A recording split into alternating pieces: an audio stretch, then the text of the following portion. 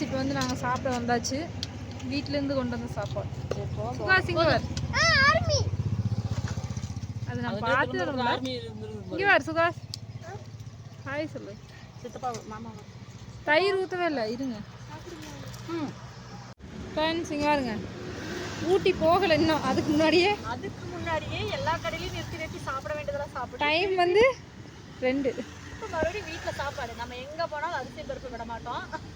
ஆமாம், வீட்லேயே அரிசி பருப்பு தான், வெளியே கிளம்பி வந்தாலும் அரிசி பருப்பு தான். அதே அரிசி பருப்பு. இது நேற்று அவசர அவசரமாக இந்த பாத்திரம் வேறு வாங்கிட்டு வந்து அதில் ஆமாங்க, வரக்கோசரமே குக்கர் வாங்கிட்டு இந்த தூக்குவாரி வாங்கிட்டு தயிர் நாங்கள் கடையில் வாங்கி கொண்டு வந்துட்டோம். வாங்க சாப்பிட்லாம். நாங்கள் ஃப்ரெண்ட்ஸ் எல்லாம் சாப்பிட்லாம். மாமா இந்த வருஷம்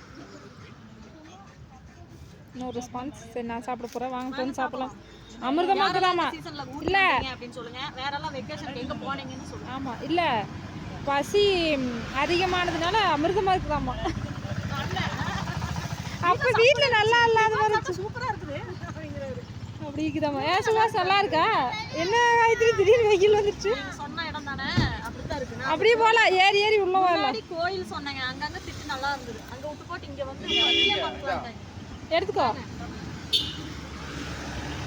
தயிர் அவர் இப்படி கொஞ்சம் சாப்பிட்டு தயிர்